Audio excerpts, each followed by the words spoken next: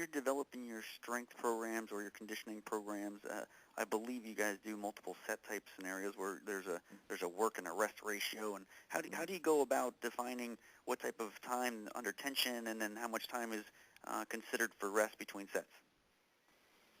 Well, that's very specific to the goal. For example, if I want to train a world champion shot putter like Adam Nelson,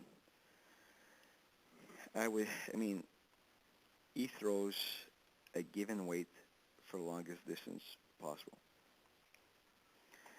So repeated maximal efforts is what's going to get him there. He's not evaluating how many times he can throw for reps. He's the best throw he can get. So I tend to do more explosive work and maybe as much as 12 sets of the same exercise. Then again, if I have a kid, he plays in the minors in ice hockey, he wants to play in the majors, he wants to play in the AHL, and the scout says he's 10 kilos underweight, then the goal is to get the scouts to look at him, so making again 10 kilos of muscle, but the muscle's got to be useful for the sport. So when you're trying to gain hypertrophy, there's a lot more room for all sorts of variation.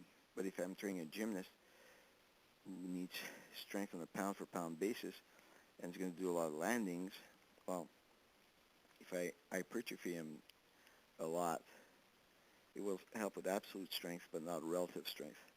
So in that sport, probably the highest amount of reps I'll ever do is 5. And again, there's exceptions to the rules. If his rotator cuff is far too weak for his prime movers, we may need to hypertrophy those first. So we may do sets of 8 to 12 for the rotator cuff initially. So it's a very case by case, but what you look at is the time under intention will be influenced by the time the athlete has to produce force in his giving sport. So in judo, for example, you can get a guy very strong and he'll win the fight within 11 seconds, or you can make him endurance. You can out-gas, for lack of a better word, the opponent. But you have to look at a guy's fiber type in that case. Is the guy best suited for strength development? Is he best suited for strength endurance development? So you've seen in combative sports fairly wide range of physical qualities, So the given rep is always a function of the distance, but also the amount of force needed to be applied.